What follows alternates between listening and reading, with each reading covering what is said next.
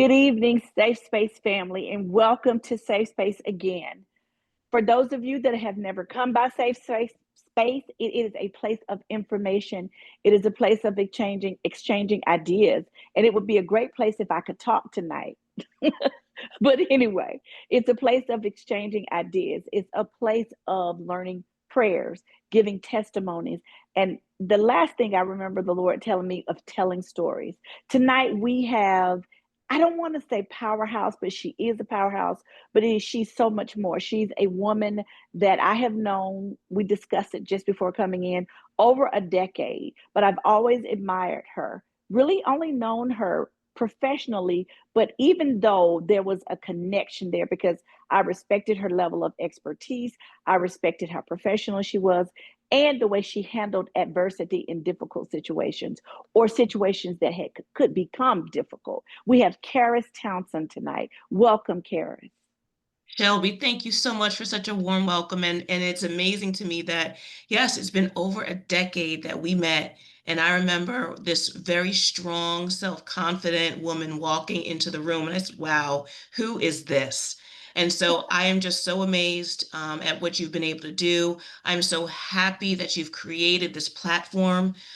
We, especially as women of color, need a place where we can talk about the challenges that we face, how we overcome them, and do it in a place without judgment, do it in a place with sistership, and do it in a place with loving and caring. So thank you so much for creating this platform and, of course, for inviting me to join you. I really appreciate it. I'm so glad we reconnected. But first, I cannot go over all of the accomplishments Mm. and all of the accolades on this very impressive resume. But we're going to cover a little bit in introducing you and to let them know tonight that not only is this a conversation of information from studying and proving yourself approved, but it is from a lifetime of experience of knowing exactly what you've talked about, what you're talking about, and what you have walked through. We're going to start here. First of all, her education. She's an graduate of at HBCU, Hampton University. And then she went on to play on the other side at Georgetown with her master's work.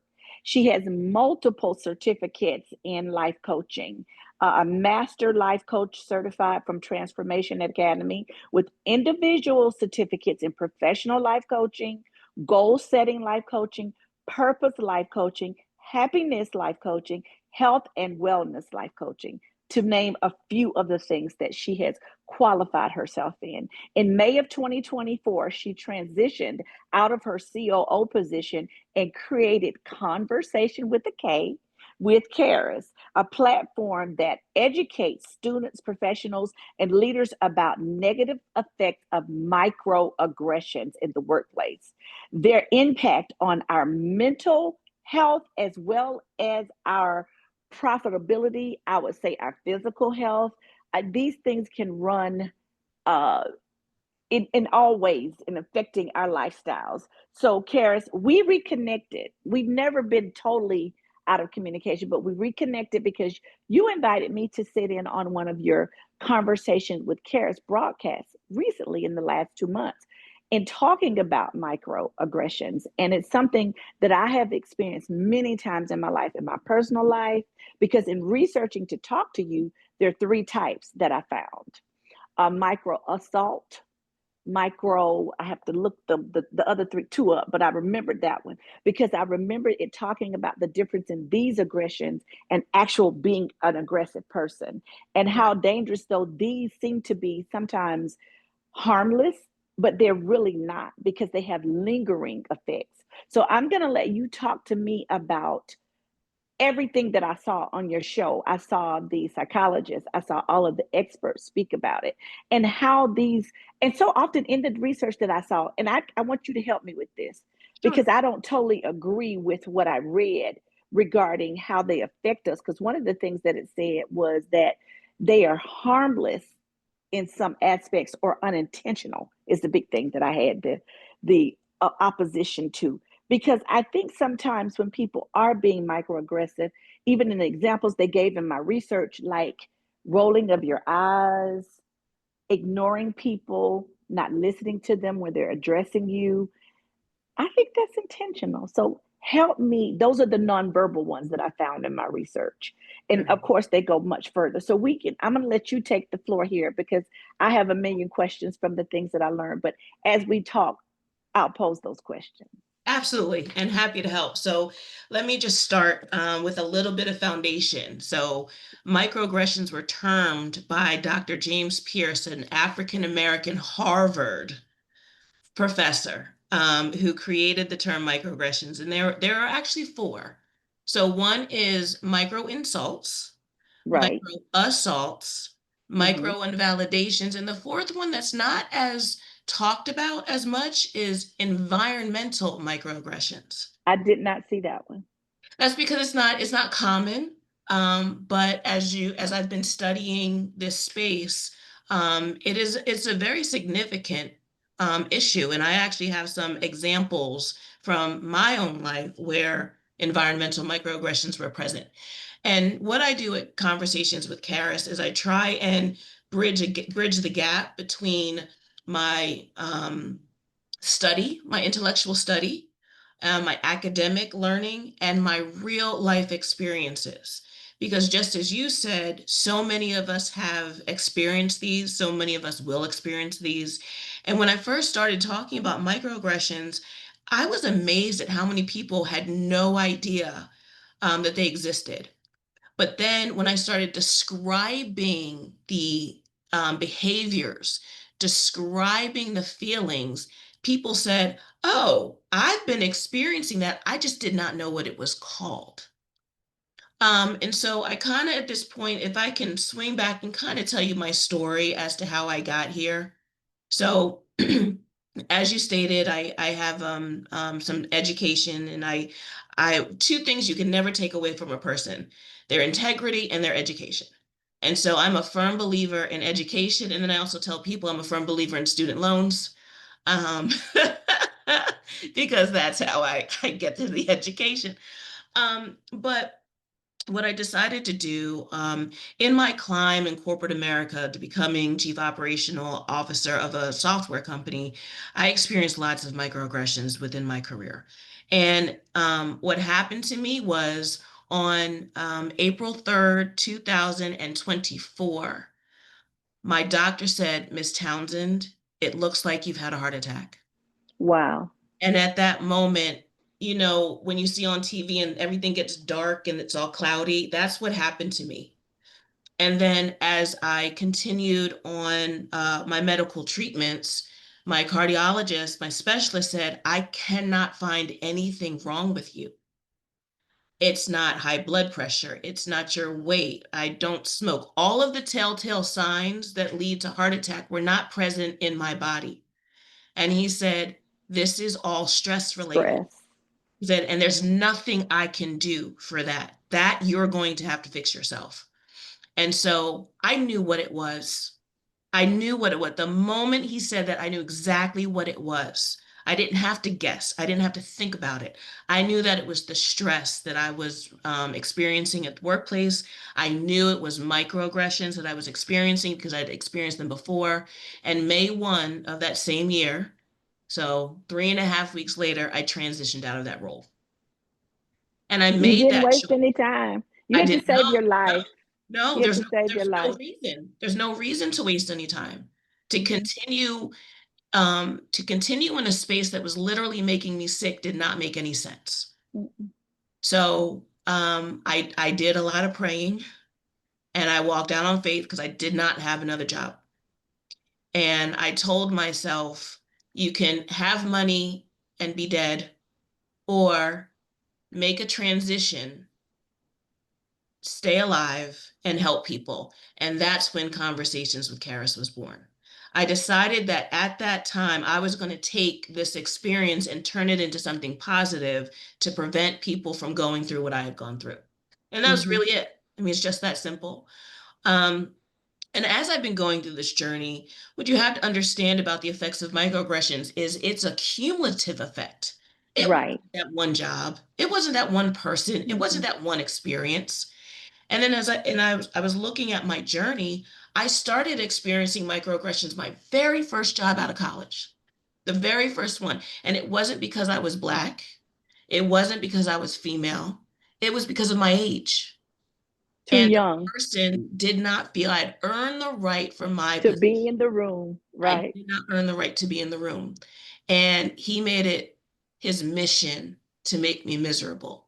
And Mm-hmm. I didn't get it then, but I got it now. I Mm-hmm. understand now. Mm-hmm. Right? So in my conversations, I talk about that, these different events that happen to you, um, that are not your fault.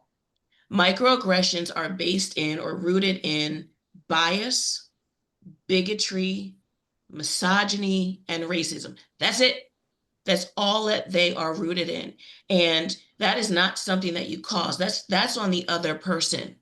And Mm-hmm. unfortunately, the way that our society is, you still have to be able to manage that for yourself. Right. And the advocating part can be very much so in a professional and even in personal. If you are a person that's a part of a friend group Sure. and you are, so often women carry, we spoke about this briefly on Friday, we carry burdens because you said to me, I don't know why I was carrying all this stress. I don't know why I had to keep these positions because ever since I've known you, you were in a position of leadership. That's how I met you. I was working on a part-time job and you were in the position of leadership. And so I believe that this was that April 3rd of 2024 was a compilation of all that you had gone through. Possibly, I don't know about you, for me, I've had them in professional life as well as personal life. Mm-hmm. So I could see it being a compilation of all of the stress that you had incurred with these situations in your life up until that date, and it manifested that way. And I'm sure, though, carrying the responsibility of being COO, if you were under any level of scrutiny outside of just doing your job well, because sometimes that's not enough. As an African American female, we might as well tell the truth. And I'm going to tell you another burden that I've experienced. I'm sure in some of the positions that you've carried, you've been in male dominated peers Oh, uh, situation. And I'm sure you ran into the youth, the color, the gender, all of that in different situations. And some people are very bold in their opposition of you. They don't hide it. If they're in an environment that allows it, mm-hmm. you really can catch it. But one of the things that I want to speak about tonight and see if you've experienced is experiencing it from people of your own color in the workplace. And so often it's not been males for me, it's been females. So I will confirm that yes, my history, my work history, I have always been in the room with white males, Mm-hmm. and I was either the only female, the only person of color, and always the only Black female. Always. Mm-hmm. That's just a given. Mm-hmm. And that was what it was. And I honed my senses that I could tell who it was going to be. Because it's not everybody, right? I was like, it's going to be him for some reason. Mm-hmm. But and I started to get used to and create coping mechanisms Mm-hmm.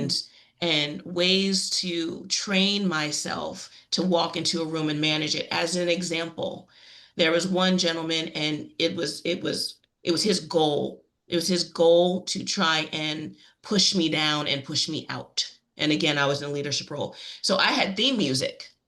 Mm-hmm. Think about female empowerment, think about Rocky. And so 15 minutes before ever walking into a room with him, I would play my theme music, and it would boost me up. It would get me prepared. I would put my armor on and I would walk in that room and I would kill it.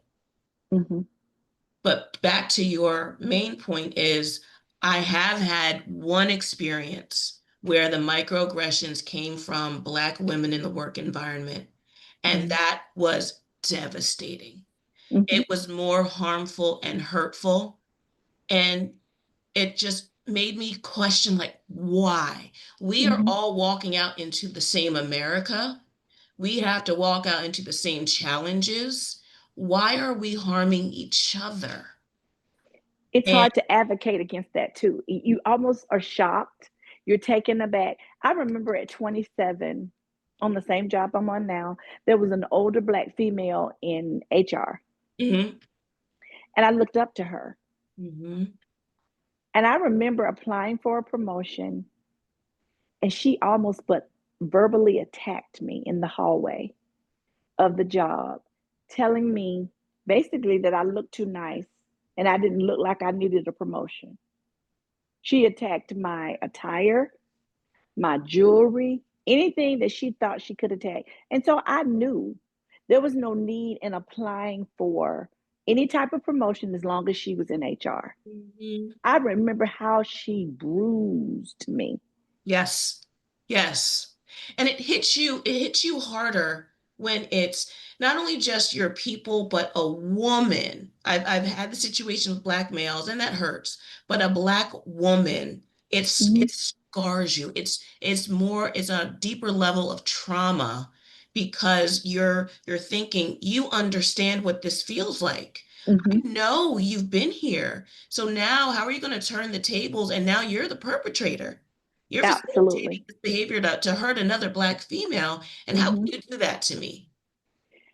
I, Um, I I recently was a part of a conference, and one of the young ladies, she's going to be a guest on Safe Space later this year, spoke about advocating for mhm. ourselves in these type situations. And one point that she made that made sense, and you can tell me if you agree.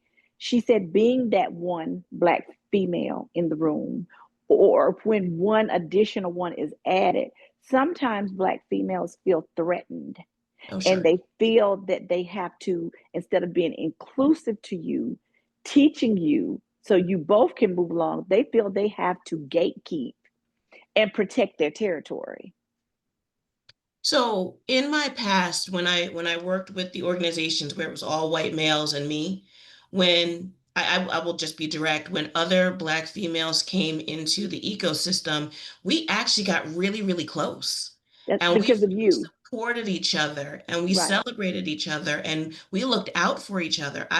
You have your work phone, but then you have your personal phone, and I would get personal phone calls and say, you need to know what happened when you were not in the room.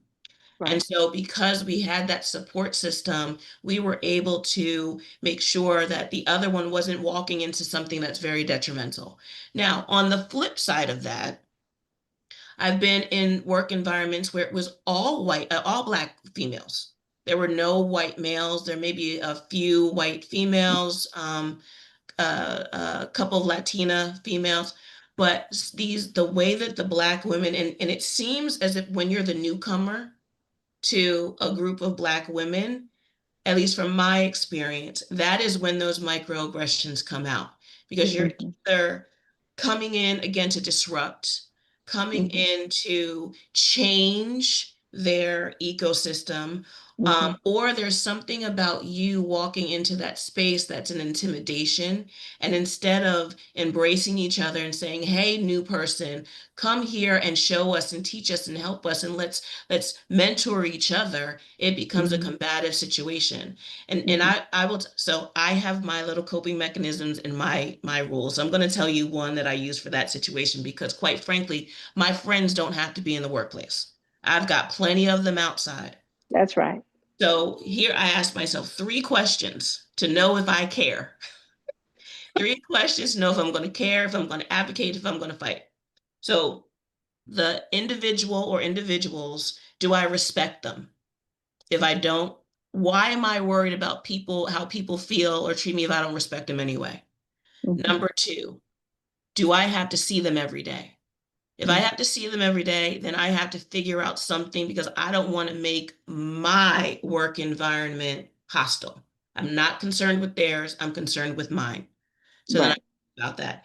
And the most important one, do they have any impact on my money? Gotcha. Right? If they have any impact on my money, that's when I change my thought process. But if the answer to all three of those is no, go on. Unbothered. I'm Unbothered. completely So unbothered. one of our practical applications tonight is to, well, you given two. You had something, whether it was music or Mhm. devotion or whatever, to insulate, and of course, the armor, Armor. to insulate yourself before you went into hostile territory. Mhm. dealing with someone that you knew was going to be hostile toward you, even Correct. subliminally or in a microaggression. Mm-hmm. That prepared you. Secondly, if it was someone that you had to come in contact with, you asked yourself 3 questions. Mm-hmm. One, if you had to see them every day. Two, if you respected them. Mm-hmm. Three, if they were going to have any type of effect, adverse effect on your earnings. Correct. Now, what if you had to see them every day, manage them, be their subordinate? Mm-hmm. What are your, you advocate for yourself in a difficult situation like that? You didn't tell me about a situation Friday that was similar to this that we're speaking of, but you did tell me in the past about someone that you were their subordinate and that he was absolutely awful to you. Oh, I mean, I can just pick one. Oh my. So yes. I'm not sure if this is the one we were discussing, but this is the one that I'll bring up tonight. So back in that situation where I first graduated from college and the gentleman did not appreciate my being in the role that I was in. But because of his role, I had to meet with him weekly. And it was required. He was supposed to be mentoring me, showing me the ropes, helping me get acclimated. And that wasn't what he was doing. And I felt like at every week he created like a list of things to try and jab at me and get me to quit. Quite frankly, he wanted me gone. Um, and I don't know if he knew this, but when I was interviewed by my manager, my hiring manager, he said, "We have no succession plan here. All of my team is going to retire within 2 to 5 years of each other, and we're going to lose our intellectual property. So I'm bringing in a younger team to try and absorb some of that information. I just happen to be the first one, but there Right. were more that followed me." So anyway, so when we talk about coping skills and we talk about coping mechanisms, because there was nothing I did wrong except I was born too late as far as he's concerned. So there was Right. nothing I could have done there. So when you're in those kind of situations, it's important to mitigate them as much as possible. I Mm-hmm. happened to work in a building that had a gym. And so what I would do is I had the ability to schedule him.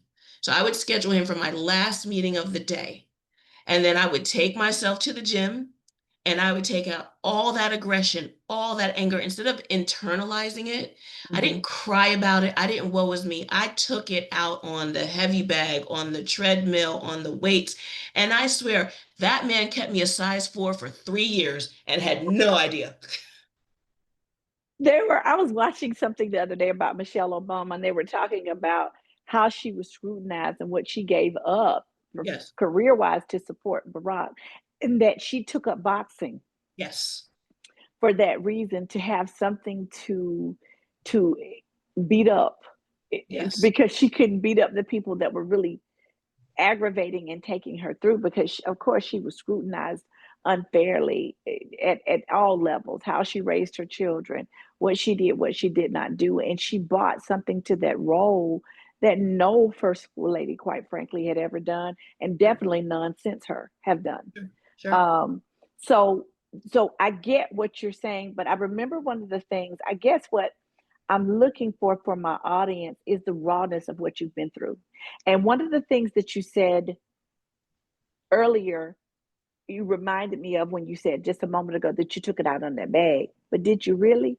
Because April the 4th, 2024 came. It was many years later. Mhm. I have a belief that this body records everything Oh, absolutely. that we go through, whether we exercise, we eat right, we do all of these wonderful things, it still remembers. Yes, absolutely. So Absolutely. as I age, I'm trying to be intentional about what I allow myself to stay in, Mhm. to try to advocate. Some things that I would have advocated in the past, I'm just not going to deal with it Sure, anymore. sure, sure. And I think that's why you transitioned in 3 weeks.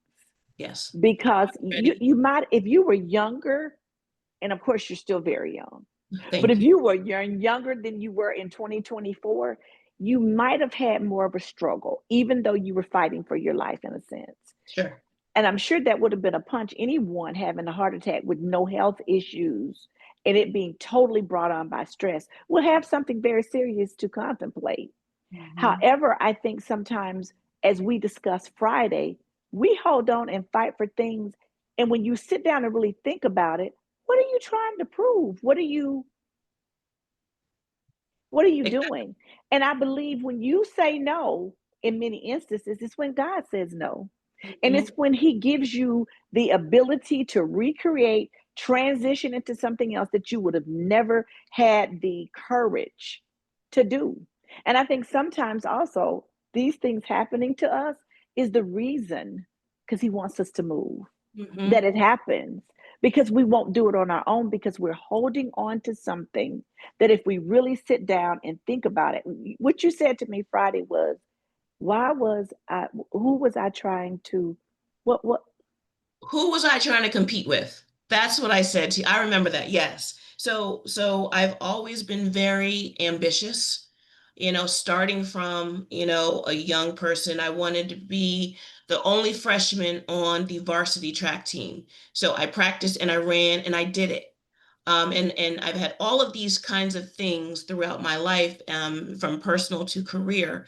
And so one of the things I had to think about as I got to this journey, and quite frankly, I loved my work.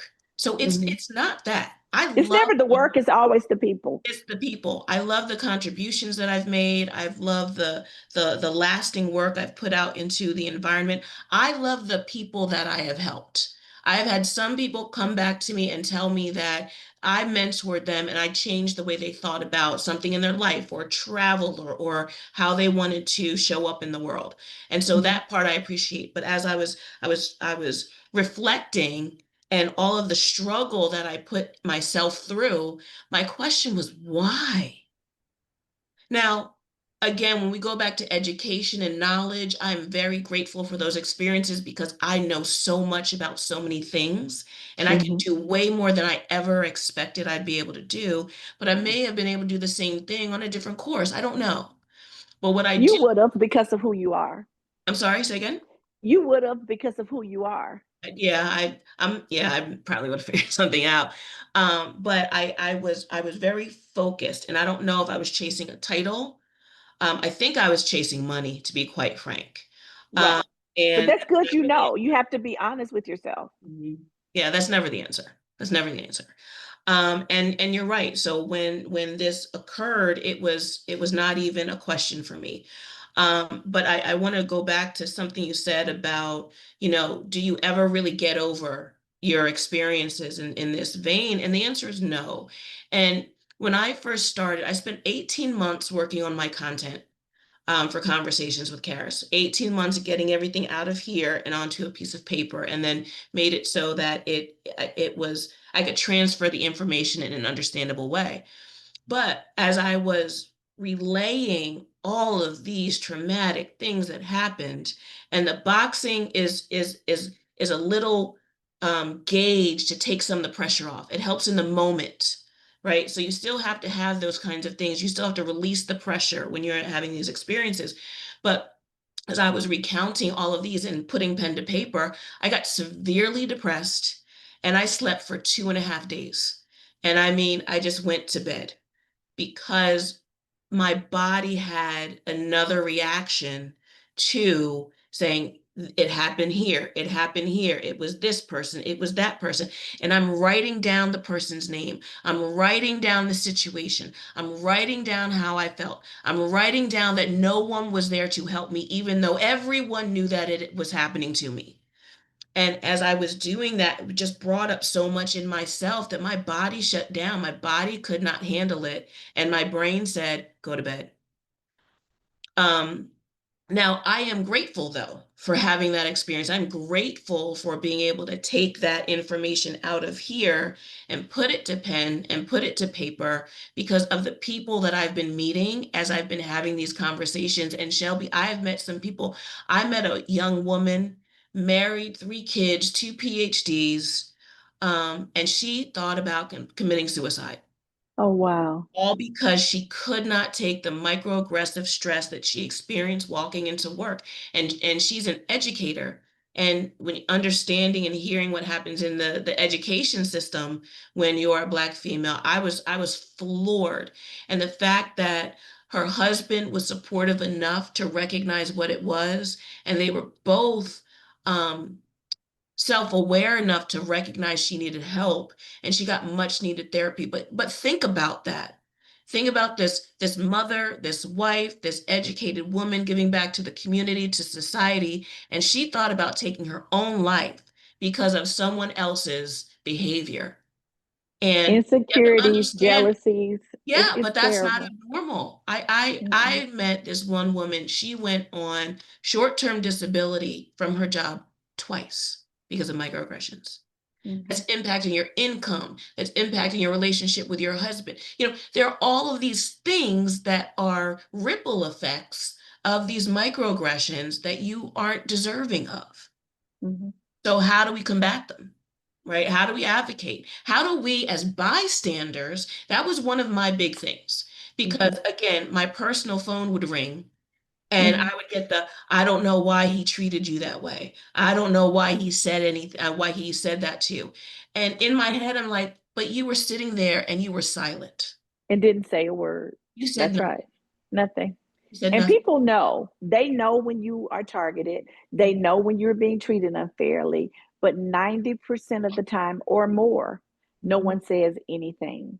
And I Mhm. want you to go on with how you advocate. And then I want you to go back to the three, well, the four. You talked about a fourth one, which Oh, was sure. Oh, environmental yes. microaggressions. But before we leave tonight, the three that I found in my research, I want you to give a short definition of those, as well Mhm. as the fourth one that you mentioned. So, because people need to know and understand what the name is and what it is that they're experiencing. There is a name. There, Mhm. it is real. What you feel and you see, because sometimes it's quiet. Most times it is. Sometimes it's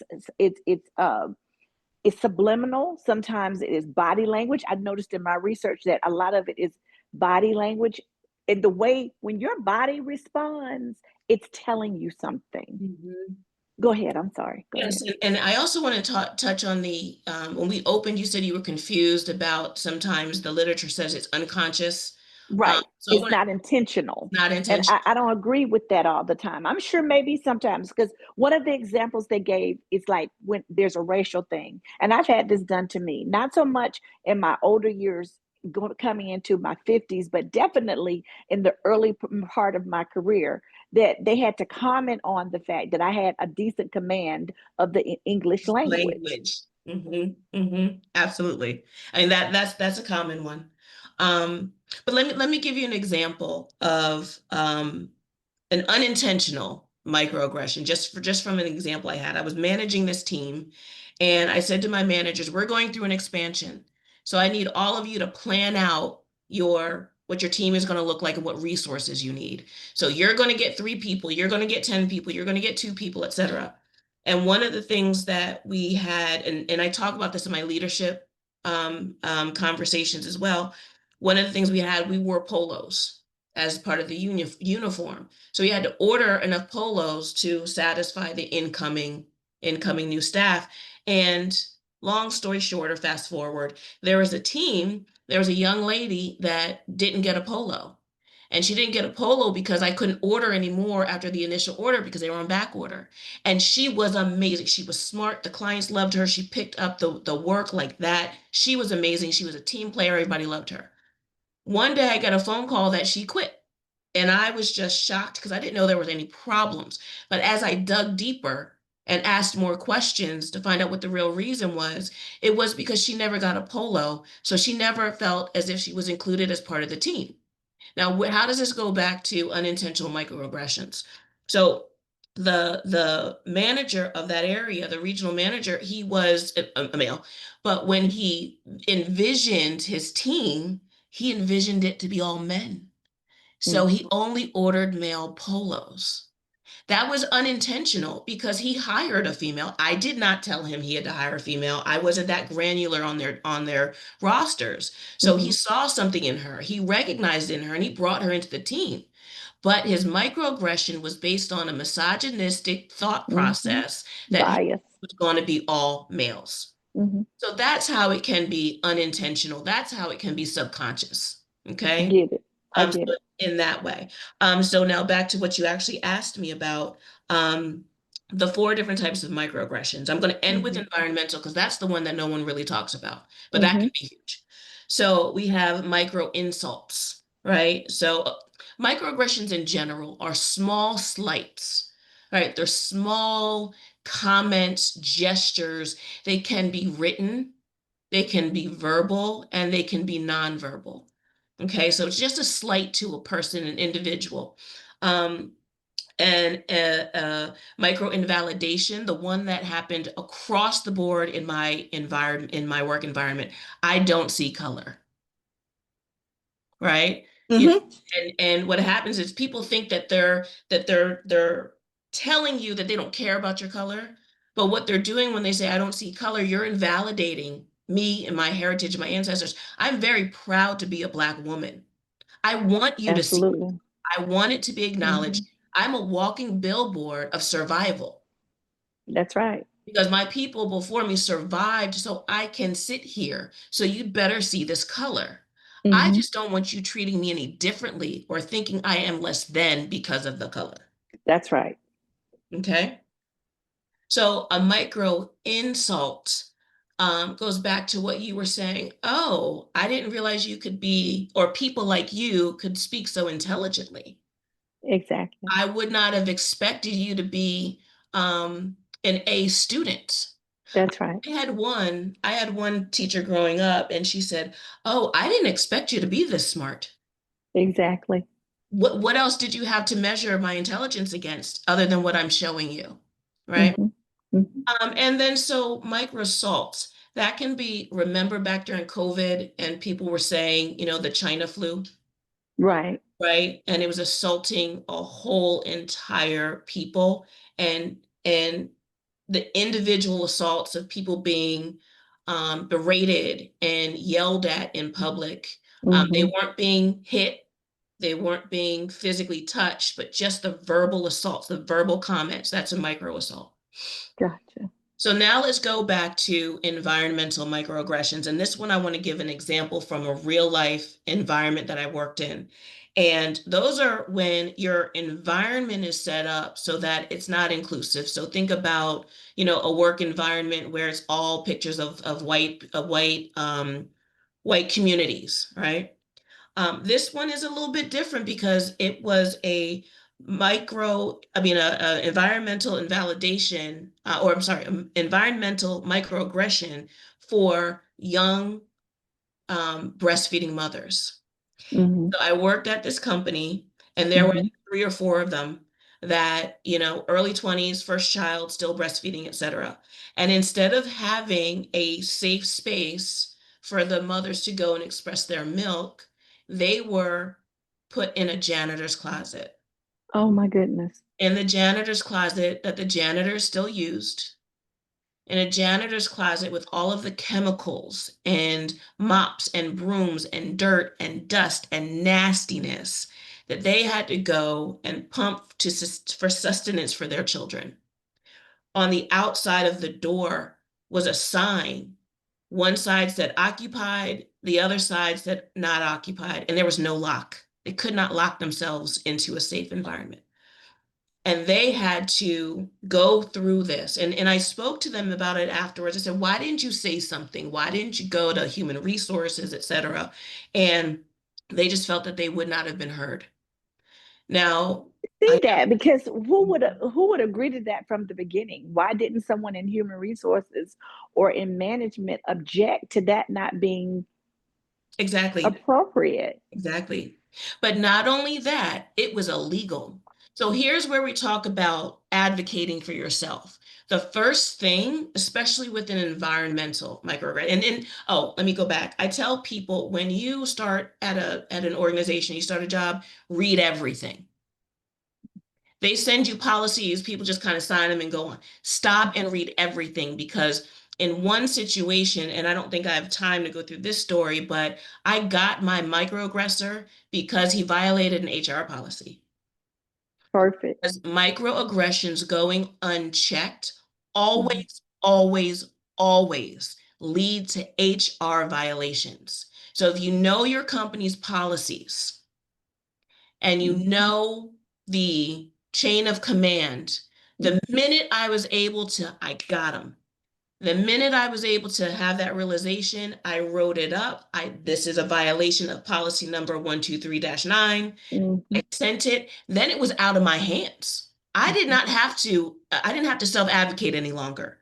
That's right. The company took care of it, right? Mhm. So let me go back to this conversation with these young women. So it was actually illegal. So one of the things, other than reading your policies at work, you want to, now we have Chat GPT and other platforms in addition to the Googles of the world. But put what's happening to you into one of those platforms.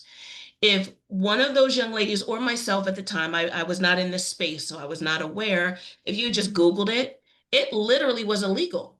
So from a federal law, Affordable Care Act, actually, it was required that all employers have a safe, locked, comfortable, Sanitary. sanitary location for breastfeeding mothers who have given birth and up to 2 years of the child's life. And if they did not do that, it was breaking the law. So what they could have done, they could have gone to a manager and said, I need you to advocate for me. They could have gone directly to HR and said, I don't know if you know this is what's happening, but I'm going to ask you for your help. Um, they could have checked to see if it was against the law, and because it was, it could have potentially been actionable. And so we have to understand that before we start complaining and whining, because then you're just the mad Black woman, Mhm. then you can't handle the pressure. But if you Mhm. were able to back everything up that's happening to you by facts, absolute facts, they are forced to take action. You build a case. You build a case.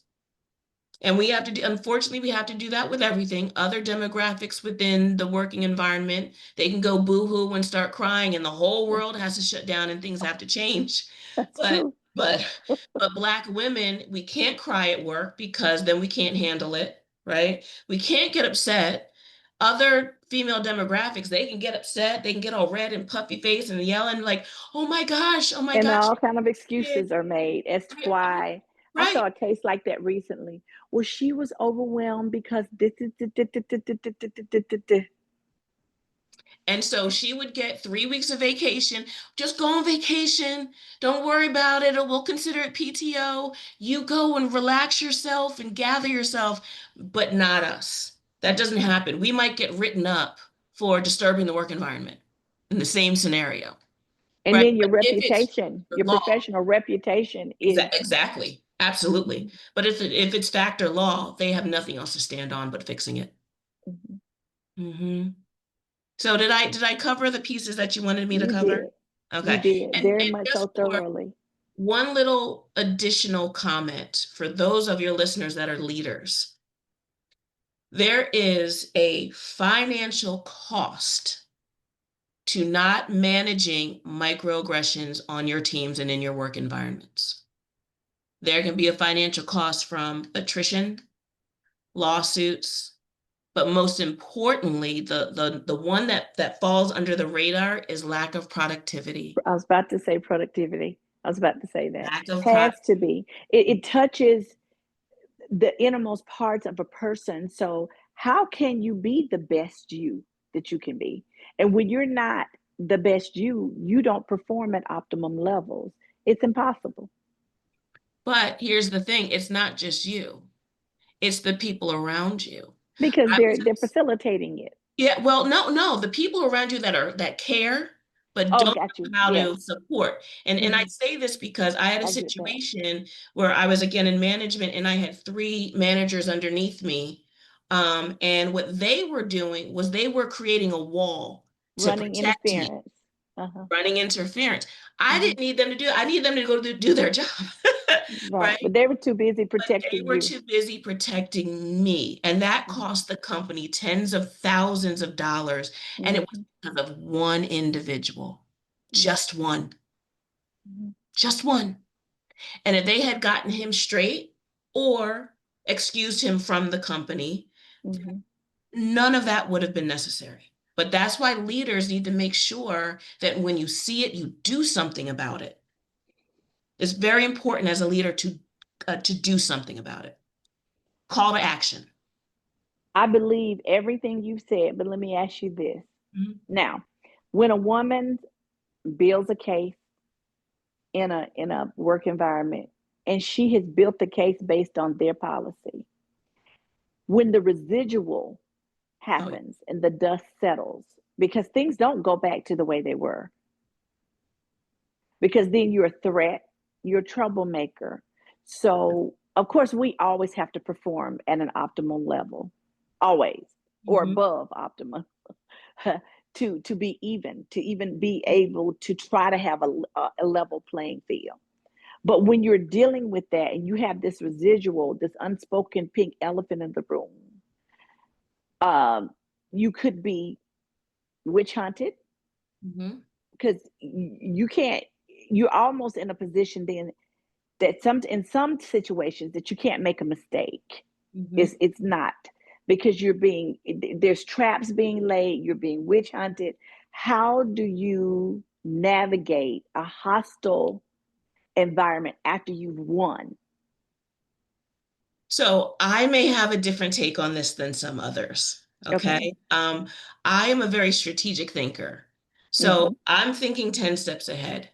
And in a scenario that I said earlier where I got the guy because he violated an HR policy, I knew I was now the problem because now I Right. made them look at something, put in more work, et cetera, et cetera, et cetera. Mm-hmm. And this goes back to looking at all the policies, knowing what is offered by your company. So I started thinking, okay, they're going to push me out one way or another. They can't fire me. I perform too well, Mm-hmm. but they're going to push me out one way or another. What can I do in the meantime? What can I get while I'm here? And they had tuition reimbursement. So guess what I did? You went to school. I went to school, they paid for it, and about 13 or 14 months later, they figure out a way to get me out. But guess what? You Okay. had a new degree. You see, and I'm not going to say which one, but one of those things on that resume, they paid for. Well, they paid for part of it. I get it because so often when you win, You lose. you lose. Yep. You lose Mhm. because people are people. And Mhm. I've said this for a very long time. We take who we are into everything we do. Mhm. If you are a person of character, you're a boss with a character.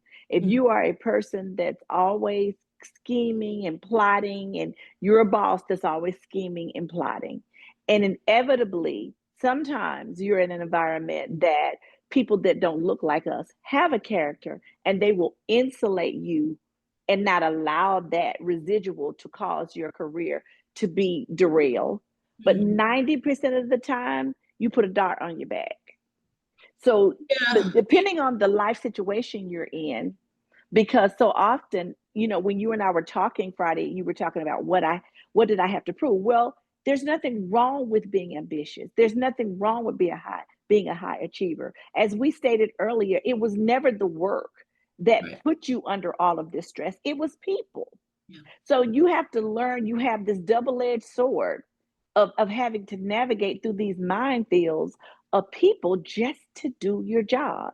So, Mhm. but say you were single, the young lady you gave the example of earlier was married and Mhm. her husband was instrumental in getting her the help you need. But if you're a single mom, say you're in school trying to further your education so you can get out of there.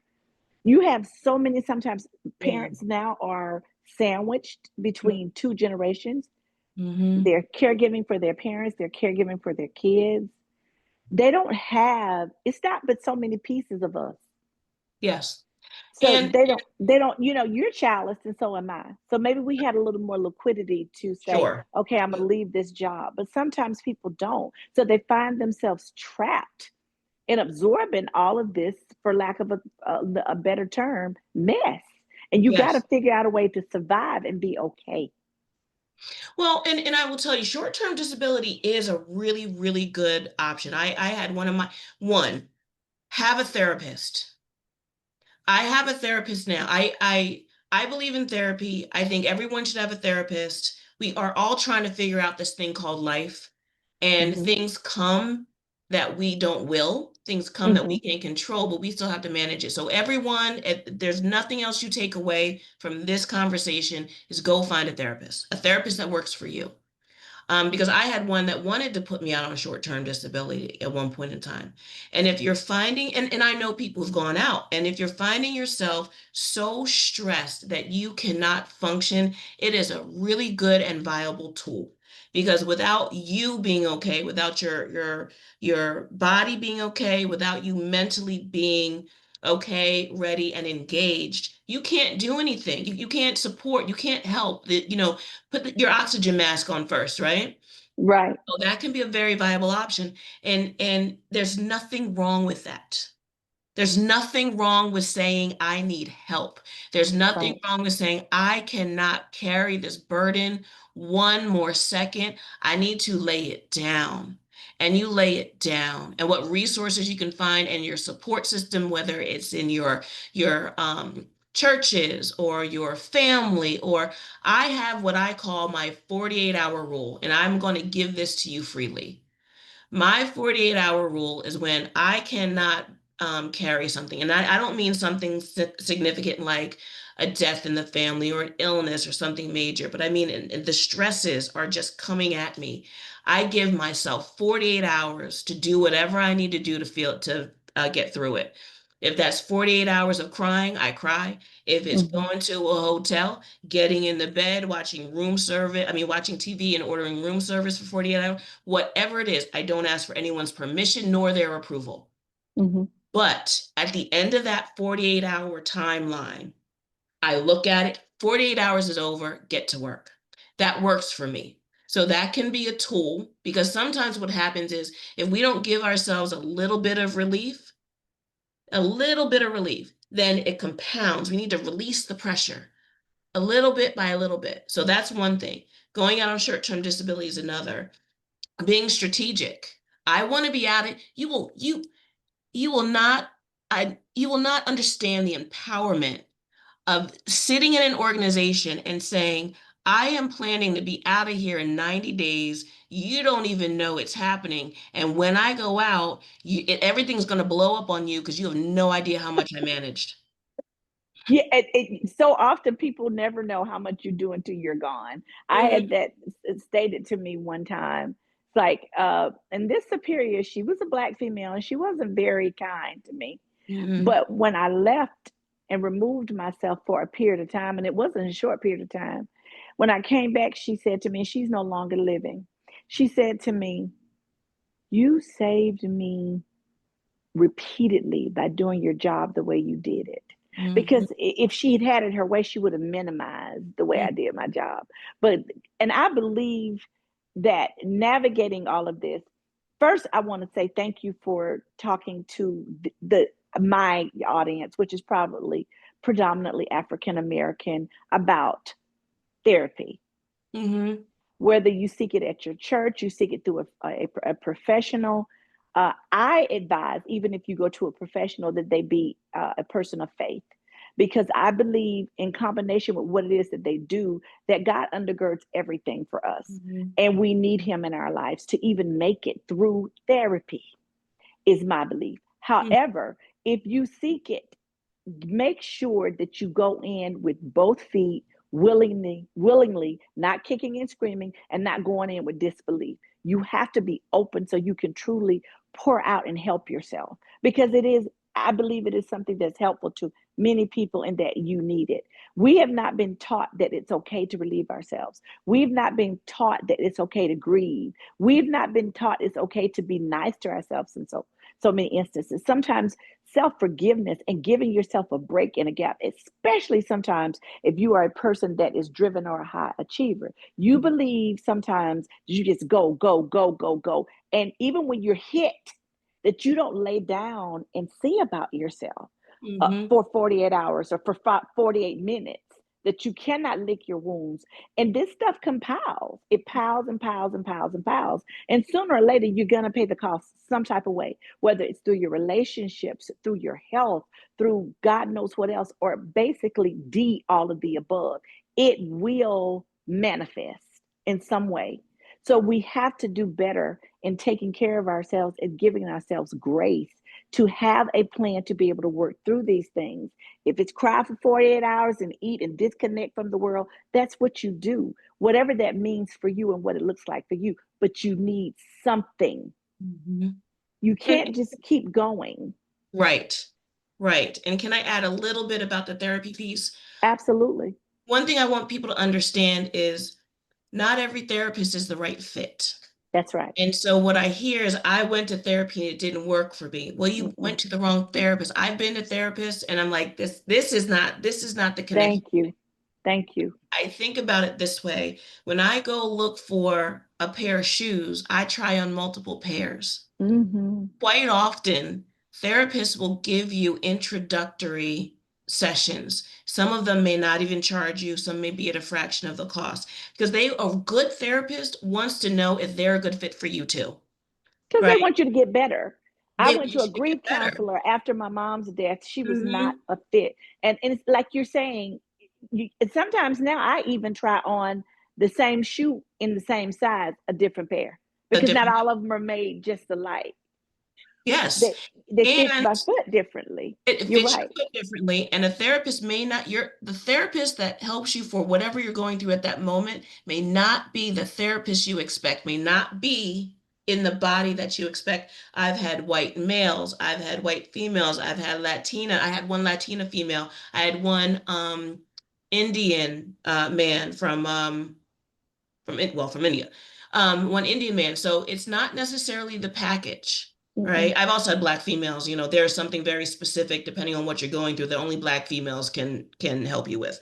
But I want you to make sure that as you're going on this journey, I'm not a licensed therapist. I'm a life coach, right? I just talk about my experience. But as you're going along the journey and recognizing that therapy is a good, viable resource, give it a chance to work.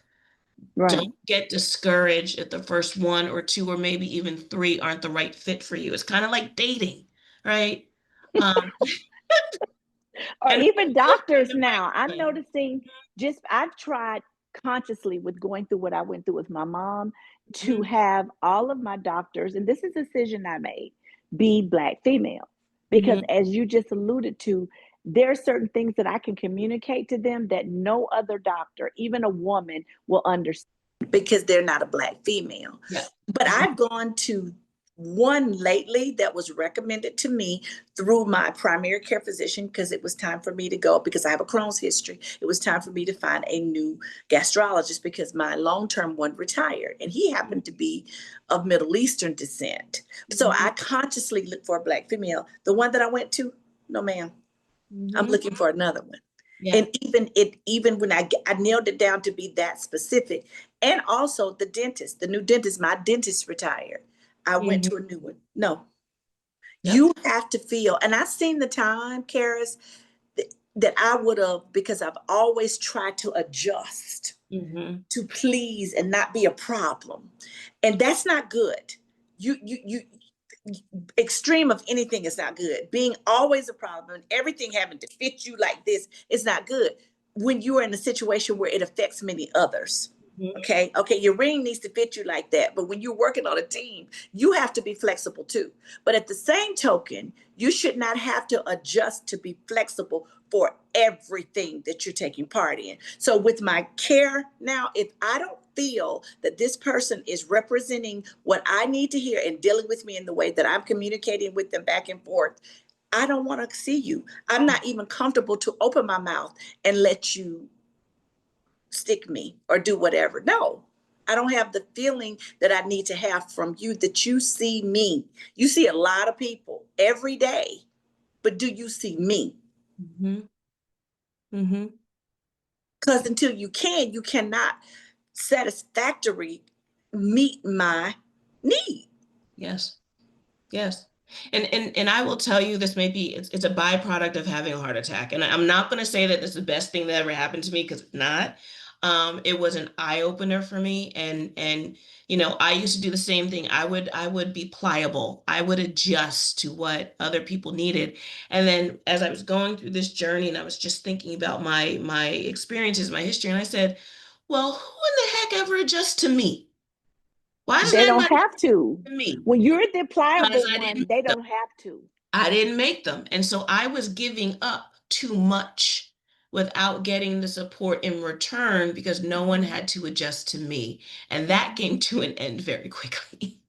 I'm still working on it, but I've come a long ways. And it doesn't last as long as it used to. Good. Because it is my natural being. I'll Mm-hmm. do it. Mm-hmm. And then I was like, never doing that again. Watch yourself, girl. And I've come a long ways, but I'm not where I'm gonna be. Well, it's okay when it's appreciated. Oh It's yes. okay when it's reciprocated. There are Mm-hmm. certain circumstances when you're giving energy and you're giving your resources, and the person or group of people recognize it and they're giving it back to you, and you're feeding each other. That's the way it's actually supposed to work. It's when it's all going out, when it's all going out of you and your cup is not being filled. That's when you need to take a hard look at what you're doing and recognize you do not have to be that person for everyone.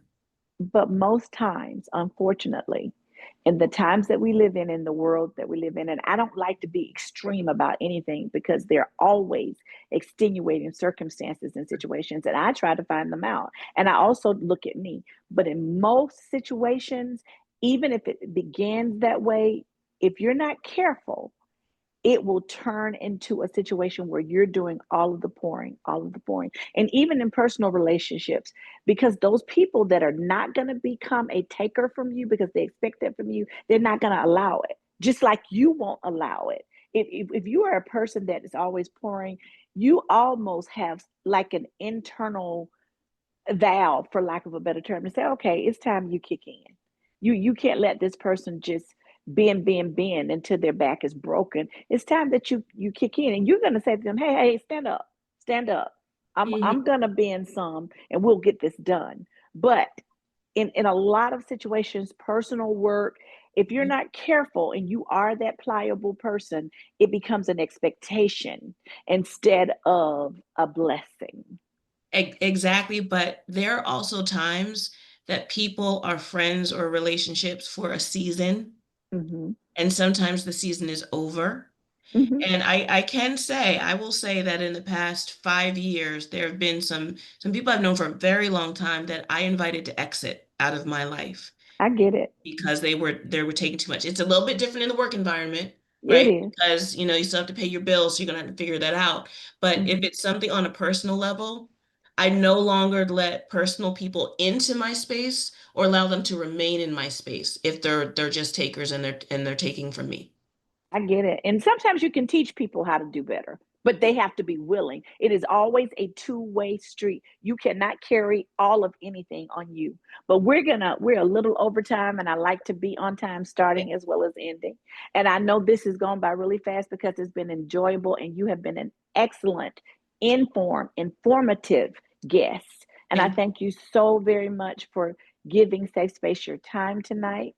I know you're a busy woman. I know you have a calendar of meetings all day, but you. I'm looking forward to working with you on the project that we talked about on Friday. And again, I want to thank you so very much for coming by Safe Space. Give everyone your information for if for some reason they need further information or they want to connect with you to work with you professionally because you have a ton of things that you offer. I didn't even go over your notable accomplishments on your resume. They're quite vast. You created and built a process for launching the Atomic 23 at the Vault software platform for a 4,000 companies. You beta tested. I could go on and on and on. So this is a woman that you would like to know professionally. So we'd like, if there's an area of interest that she can give you her expertise, please give them your contact information. Sure, absolutely. And but first, thank you so much for having me on your platform. Again, I love the fact that we can have open, honest, direct, healing conversations, and there's a place that you've created for that. So I'm honored that you invited me to join, and I'd love to do another one. So put me on your calendar for next year whenever you're Okay, creating I'd your love to. We'll speakers. talk about it. I think we're gonna be spending a little time together in the Sure, future, so sure. we'll talk Um, about it. My website for Conversations with Karis is kwk.podia.com. Again, kwk.podia.com. You can also find me on LinkedIn at Conversations with Karis on LinkedIn. Additionally, that you won't find on the website, but I'll tell you now, I do offer personal and professional life coaching services, as well as I perform fractional chief operating officer services. So I did wind up going back because, again, I loved my job, but now I work with smaller business owners that are trying to increase their operational efficiencies. And so I take my expertise of working for larger corporations and I help the smaller business owner, and I get a lot of joy out of that. And I recently just started learning about AI tools. And so I'm going to start incorporating, utilizing AI tools in operations to increase operational efficiencies and reducing spend. That's So awesome. at I the love bottom, that. just send me a message on LinkedIn, I love that. and then we can talk about whatever it is that you need, and maybe I can be of assistance. That's awesome. We will have that information in the credits of the show when it's posted on Facebook as well as YouTube. LaShonda is very detailed and awesome when it comes to that. I thank her so very much. But if you need to contact her and you don't get it there, you can always reach out to Safe Space. I am on YouTube, Instagram, as well as Facebook under Safe Space with Shelby Arrington. Also, the website is safespacewithshelby.com. Safespacewithshelby.com. You can always leave me a note there. I check it periodically and I will make sure that you are connected with this dynamic woman. Thank you again Thank you. for stopping by. I look forward to working with you. I look forward to you coming back to Safe Space and doing great things. I know that you will continue to do great things, and I'm so happy that you escaped the rat race and now that you can use that vast wealth of knowledge to work in something that is gratifying and fulfilling and not stressful, because I could hear the joy when you spoke of helping smaller companies and still make your coins, girl. I'm so excited and happy for you that in that outside of being able to provide for yourself, it is wealth building and owning yourself. Working for someone else, making them wealthy, never makes us wealthy. Even sometimes when you're at the top of the food chain, definitely not in the middle at the bottom. You're just on a 2 week hamster wheel. So I'm just happy for you, and it's well deserved. And it couldn't have come at a better time. He just had to give you that little heart attack to get you out the door. That's all. Yeah, yeah. It's, But it's, I it's listen. I listen. Yes, yes. And we have a part, God part, man part. But Yeah. thank you again. Thank you all for listening tonight. Thank you for coming by Safe Space. This is Shelby. Good night, Karis. And thank you again. Thank you. Have a great evening, everyone. Take care. Bye bye, darling. Bye.